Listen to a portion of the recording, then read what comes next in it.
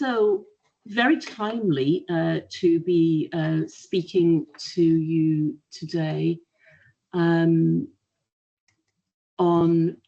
gender and its importance in the context of climate change and sustainability governance processes. Very timely for a number of reasons, but not least because we're currently in the second week of the CSW 69 Beijing Plus 30 conference, the UN Gender Conference, which I have been attending events at as a virtual delegate as part of a scheme run by the UN Women UK NGO, which aims to enable people to participate in these international processes in hybrid and virtual events, of which there are many. This is the third time I've taken this opportunity, and it's been a real education in many ways in terms of the real politic of gender and the environment. CSW obviously looks at many wider issues than environment, but certainly for the last three conferences, environmental issues and climate have been very much part of the remit there, and there have been numerous events, too many for me to keep up with this time round, in that area. And that tells us a couple of things about how important the intersection between gender, climate and sustainability issues more broadly is.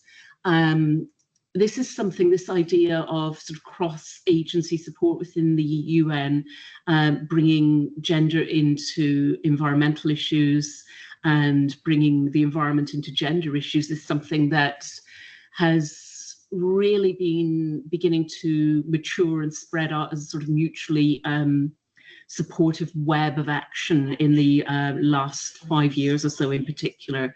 And that's incredibly important, but it's not happening for no good reason. It's, I think, in many ways a response to the situation we find ourselves in, described very well by Isabel Choate in The Guardian a couple of weeks ago when she was talking about the CSW in terms of cascading crises which bring climate, economic shocks and declining democracy together in a horrible, toxic mess. And gender equality is one of the areas that's very much in the crosshairs of the particular toxic intersections that we are seeing there. So I'm going to talk a little bit about what's happening at CSW at the minute and role of climate and gender in it.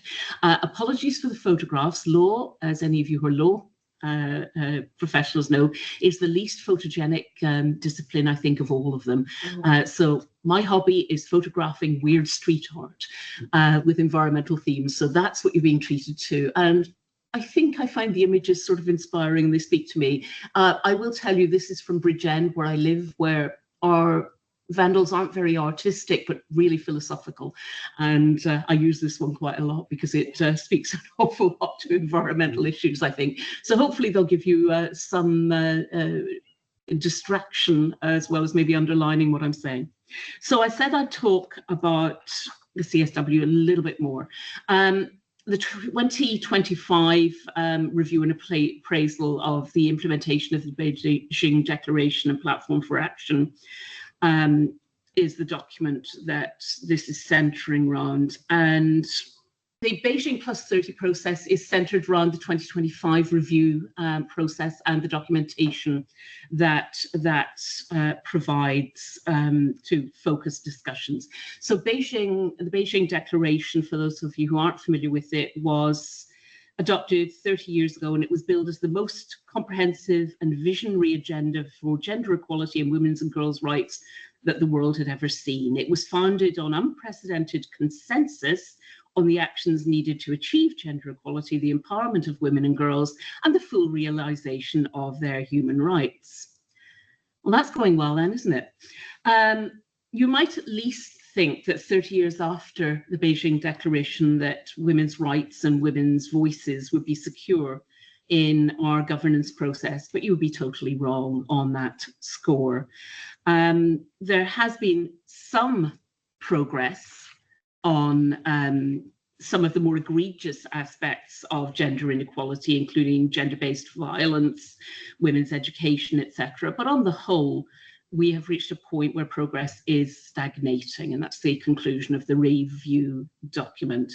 And if you want to know what that means in more bold terms, how long is it until we'll achieve ending gender inequality? Well, those great optimists at the World Bank tell us 134 years. So don't hold your breath. Happy International Women's Month. 134 years before we achieve gender equality. So small improvements, but not nearly enough. And actually worse, we're in a situation now where arguably we see backsliding. So that appraisal gives us some more detail about how we're doing on gender equality.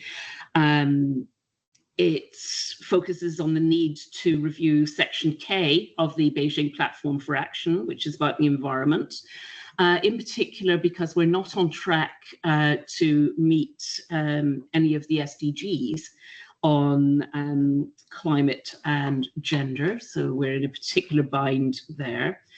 And we're in a situation where the review document, the review and appraisal at paragraph 53, puts things in very, very stark terms. Escalating climate change and biodiversity loss have intense impacts on women and girls, especially in poor households or rural communities. And while the shift to low carbon economies is expected to create new jobs, new ways of living, women rarely benefit from these opportunities. They remain underrepresented in green sectors. So not only is gender inequality an issue in our carbon intense world, it's also a problem in our green new world. So what the review document repeatedly underlines is if you want a just transition in climate change context, it's got to be a gender just transition. And the reasoning behind this is it could be moral, it could be legal, it's not, it's factual. The report at paragraph 101 says that in a worst case climate scenario, up to 158.3 million additional women and girls could be pushed into poverty by 2050 as a direct result of climate change, surpassing the number of men and boys. And it's not saying that this is only a gendered issue, of course, but surpassing the number of men and boys by 16 million. That is a significant number of people. So we're not doing very well on gender equality in the context of climate in the eyes of the CSW and its appraisal for Beijing. What about the climate change machinery? How are we doing on climate change? Well, I'm going to keep this brief because it's really depressing. But the 2024 report on NDC's nationally determined contributions.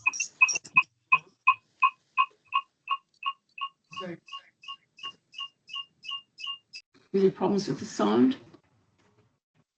Okay, so the most recent NDC evaluation says the best estimate of peak temperature in the 21st century now is 2.1 to 2.8 degrees, depending on underlying assumptions and states actually meeting the targets that they've committed to.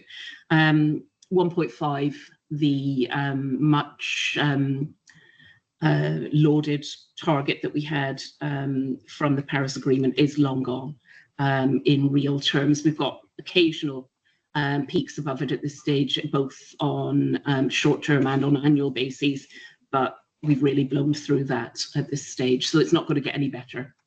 What about the climate change regime's take on gender and climate? Well, this has been something that's been looked at now in some depth, particularly in the 2022 document that looks at the dimensions and examples of gender differentiated impacts of climate change.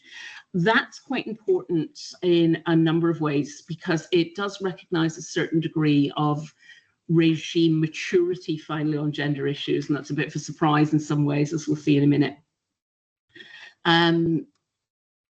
in that it does recognize that women are not an homogenous group. So there are many women and many groups of women who are differentially affected, but all affected in structural ways. It does, as you would imagine, center very strongly on women's vulnerability, and all of the stats that I've given you so far would attune with that, I suppose. But the other thing that it does is it brings to the fore an emerging thread, which is actually really important in this area, which is looking at the role of women as agents of change in climate responses, particularly mitigation and adaptation. So it's recognizing the agency of women, but also recognizing that that agency is not well represented in climate governance processes. And finally, it looks to the opportunities that may exist for women in the context of climate change. It also, and very importantly, recognizes that climate impacts are intersectional in their nature. Paragraph 8, if you want a pinpoint reference. So climate impacts will see gender, obviously, is one issue, but also geographical location, urban and rural, sexual orientation, educational background, income, ethnicity, age, class, and disability are all intersecting impact intensifiers in this area. And that's really important because intersectionality, the idea that founded by a lawyer, of course, Kimberly Crenshaw in her scholarship on race and gender in the States, but the idea that intersecting axes of discrimination on structural framings actually aggravate one another and interact with one another is a really important way of understanding cross-cutting issues, and gender is just one of those, but it's a very good model since it affects just under half the global population. It should be just over half if we weren't using science and other means to artificially decrease female child survival, but we'll leave it at that. But that intersectionality recognition in the system is really important. And yet, that's coming from the technical side of the climate governance regime. COP29 was a very different matter. So COP29, the Conference of Parties in Baku, actually gives us an awful lot of insight into where climate change governance stands with dealing with gender inequality. So a lot of people outside gender issues don't realize that the UNFCCC regime only recognized the women and gender constituency in 2011. So nearly 20 years after the regime took flight. And it was only as the result of a very long, very hard fought campaign that they did so then. They recognized almost all other major groups before women as being part of the stakeholder community that would be necessary to address climate change. So they were very late to the party, as it were. And even whenever gender inequality was recognized as an issue the regime needed to engage with, they didn't choose a gender equality, human rights-based framing that we lawyers would recognize as the basis for doing it. Instead, they went for a much narrower and less ambitious approach, pursuing gender balance in state delegations and regime bodies. Gender balance is a concept that's drawn from human resources thinking, and it seeks to secure balanced representation to improve organizational performance. So it's an efficacy-based framing, and it's not the same as a fully worked out gender equality approach, and that is significant. It's also significant that even on that basis, the UNFCCC has not achieved a great deal. Of the participants in Baku, 35% women, a whole 1% up on the previous Conference of Parties.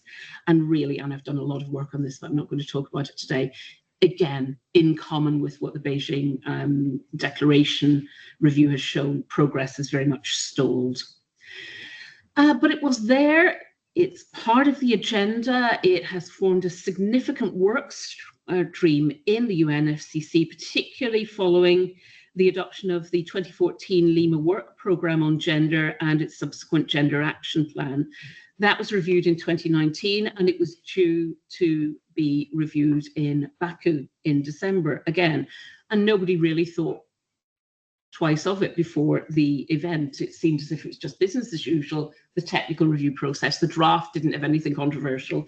And then at COP29, we have the detonation of the gender backlash bomb in this particular context, where serious conflicts emerged between a group of states seeking to promote gender-based climate action, particularly Chile, Colombia, the EU, Mexico, and Tanzania, and a group opposing it. And this was, I can't resist the unholy combination of the Vatican with a group of petrostates, including Russia, Saudi Arabia, and Iran, and autocracies like Egypt. The opposition among that latter grouping seems to have been crystallized around a conservative objection with a small c to the use of the term gender, which they were concerned extended coverage to gay and transgender people. Now, that's remarkable in a number of ways. First of all, there'd been no objection to the use of the term gender at any point from 2011 onwards, when and before that I'm aware of, when gender had formed a part of the agenda for the climate change COPs. And in any event, if you actually look at the application of the word gender in this process, it's pretty much only used to apply to women and girls. In fact, I've criticized it in the past as actually being very narrow on its definition of gender. This, along with something I haven't yet got to the bottom of, some sort of objection to intersectionality as being very radical on some level, as opposed to what it is, which is literally just saying, yes, nobody is one thing. You could be a woman and disabled, you could be a woman of color, you could be a woman and from an indigenous grouping, etc. That was also objected to. So basically, the gender issue turned into a really serious area of disagreement, and the gender decision that's normally routine was delayed to the absolute last minute. And a lot of issues in the end, when it was agreed, were unresolved.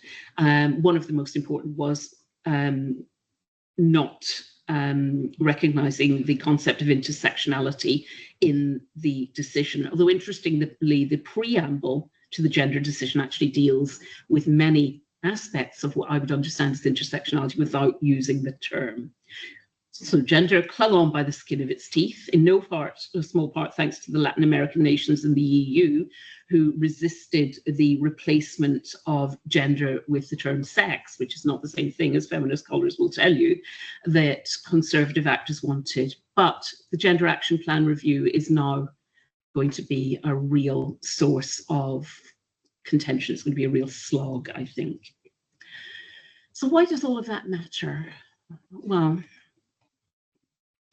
I even educate my fiance, my girl cat, making a point, I think.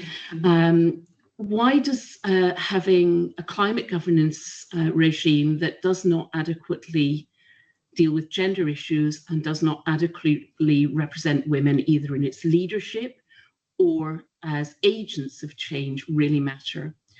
Well, it's because we're in the Anthropocene, the age of humans. Some scholars will tell you it's not the Anthropocene at all, it's the Manthropocene. That's a nice pun, but if you want to be accurate, that would actually be the Andropocene. It's not the age of humans at all, but the age of men. But I would say, yeah, not all humans and not all men for that matter. But who is shaping what we do is a really, really important factor here. So all humans are implicated in the Anthropocene to massively different degrees. You know, we range from subsistence farmers to the 1%. We do not all have the same impact on the planet. But what we do know is that human impacts on the planet are now shaping the planet and affecting its ability to support our own species. So it's something that we have to engage with, but we need to look at who is actually in the driving seat, who is the captain of Buckminster Fuller's spaceship Earth. He had a great line on that where he compared Earth to a spaceship and thought we might have a captain choosing our direction. Well, if Earth is a spaceship, we have nearly 200 captains, the heads of governments worldwide, who all think they're in the driving seat and none of them are. So our spaceship is in deep trouble. In terms of who is shaping our society, there are many who are excluded from really exercising a pull on the direction that we are taking, and women are one of those unrepresented groups.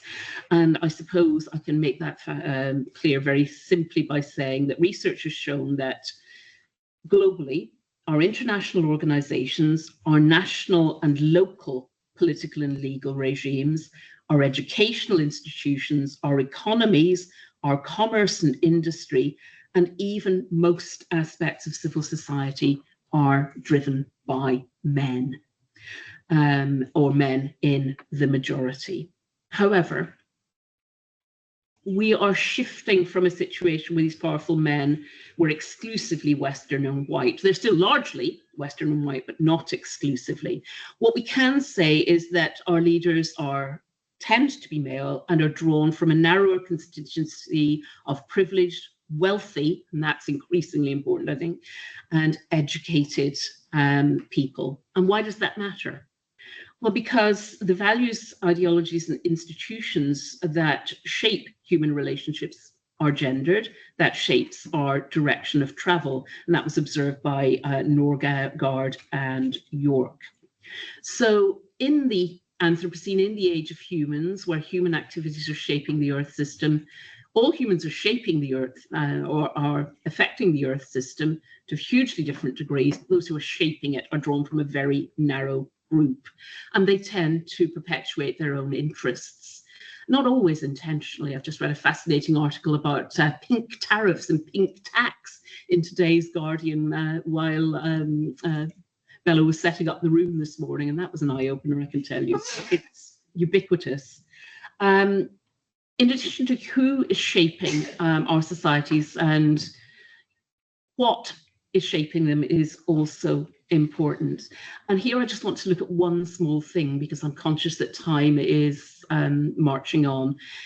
In climate change governance at the global scale, vested interests are actually playing a huge role in shaping what we do and, more importantly, acting as a brake on progress. Most people aren't aware that at COP29, there were at least 1,770 fossil fuel lobbyists present at the negotiations. They outnumbered delegates from the 10 most climate vulnerable nations combined. Only the host delegation, Brazil and Turkey, were actually larger in numbers.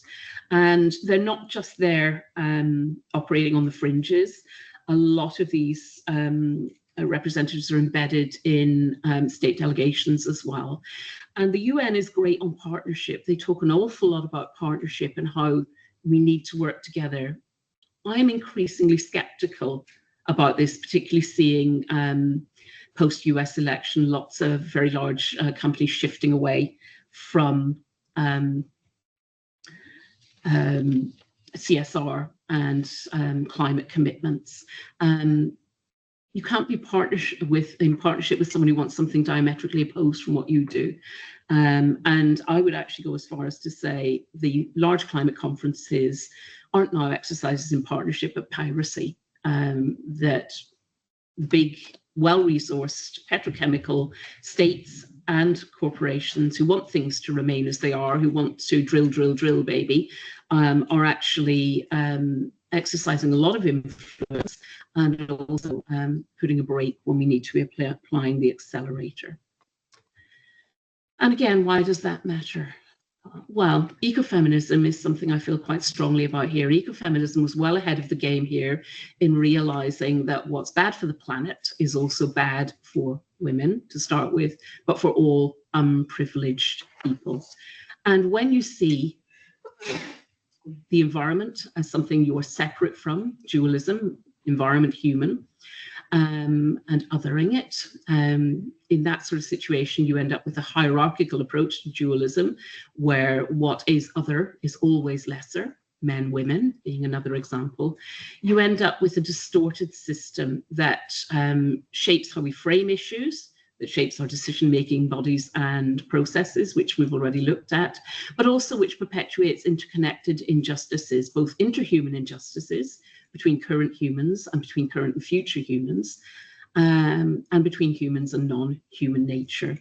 The result is multiple asymmetries between the impacts of environmental degradation and exclusion from power, and a great disjuncture between responsibility and power. The two things seem to be very, very disconnected in our processes.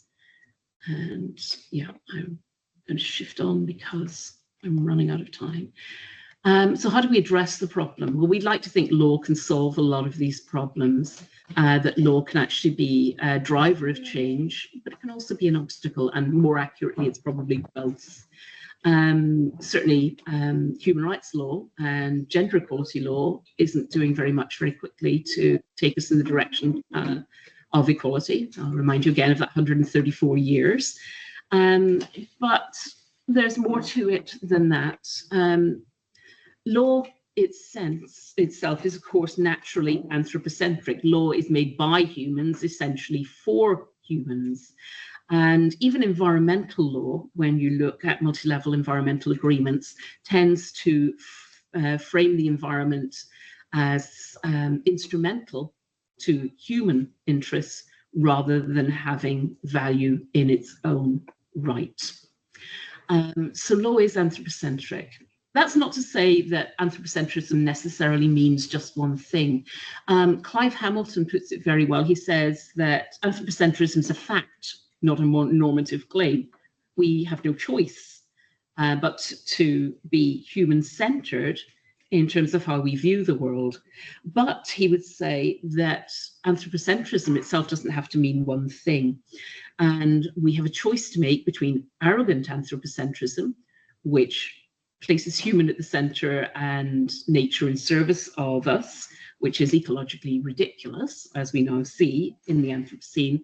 And instead, he says, he advocates for a humble anthropocentrism that sees humanity as embedded in the environment and entirely dependent upon it. That's very different from where multilateral environmental agreements are now, but it could be a direction of travel. Having said that, law can actually chip away at some of the inequalities that we've talked about in terms of the Anthropocene. And rights as a dominant discourse, of course, has been very active in this area. And a lot of you will be aware of the adoption in 2022 of a General Assembly resolution on the right to a clean, healthy and sustainable environment by the UN General Assembly. Not the first time we've been here. They actually adopted a similar type of resolution in the early 1990s, although you'd be forgiven for thinking that never existed if you look at a lot of the literature. But maybe an idea that's time has come as we have a better scientific understanding of the dependence of everything we enjoy as humans on the environment. So there's an appeal to a right to a clean, healthy and sustainable environment. It does provide advantages to less powerful people to oppose state activity and state failure to regulate private enterprise on the basis of its environmental impacts, and that's great.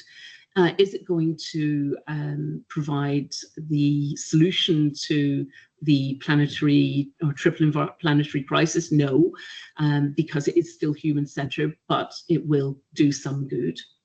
Less high profile, but increasingly a strand that we're seeing on rights activism is a rights of nature approach. That is springing up in legal systems all over the world,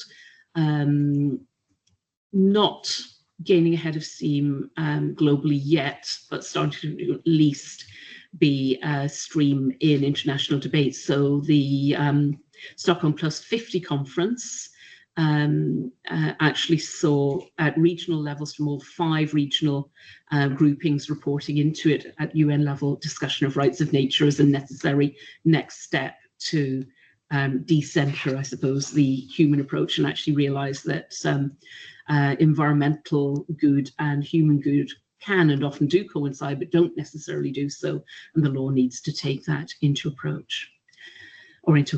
The other thing that we're also seeing is an increase of cross-area cooperation. So you're seeing human rights referring to the environment. You're also seeing environmental debate referring to the human rights in the UN system. And as I said at the beginning with the CSW, with regard to gender, you're actually seeing areas of activity support one another in this area, which is a good way to build alliances and, more to the point, build data to try and press for change. But really, where we are now is in a place that's very unsatisfactory. At best, our progress on treating people better and more equally and treating the planet better has been slow. At worst, no progress at all, or even we could now say reversals.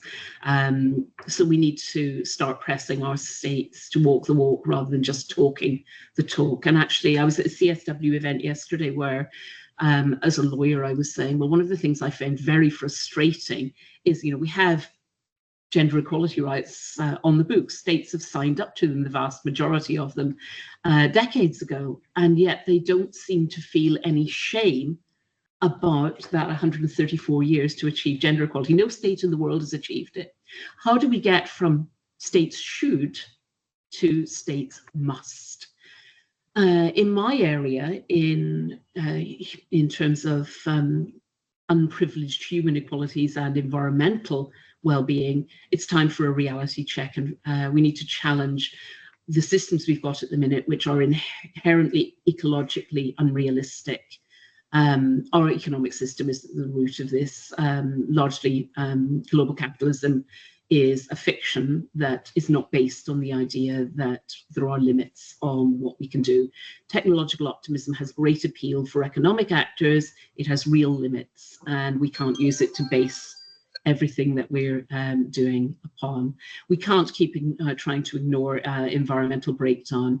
And that's the phrase that Laurie Leyburn and his colleagues have used, which I think is a very useful one. I love the triple planetary crisis. That sounds great, but actually I think most people would understand environmental breakdown much better, particularly in terms of climate change, biodiversity, loss and pollution. These intersecting crises are not going anywhere, and they're only getting worse. And they're not some point in the future, they're here, they're now, and they're everywhere. One of the things that's really worrying me is the superficial appeal of trying to take refuge in all certainties with the rise of populism and gender and other forms of backlash. Those things didn't work well the first time in the 20th century, and they will certainly not work on a planetary understanding of our plight now, where the nation state is relevant in politics, is not relevant ecologically. Maybe it's time we grew up, and that would require something truly revolutionary, I know. But the only way we will achieve radical change is changing our decision makers, is including more voices at the table, the right voices, the voices who have been excluded, who are not benefiting from current systems, and who might have the ideas that would take us somewhere better. And for days when I get depressed, I remember that I'm an educator, and education changes the people who change the world, our sons, our daughters, the young people in our classrooms. And we have to remember that we are all intersectional beings. We're researchers, we're learners, we're educators, we're citizens, we're men, we're women, we're people who have no wish to have any gender affiliation, but we're all humans.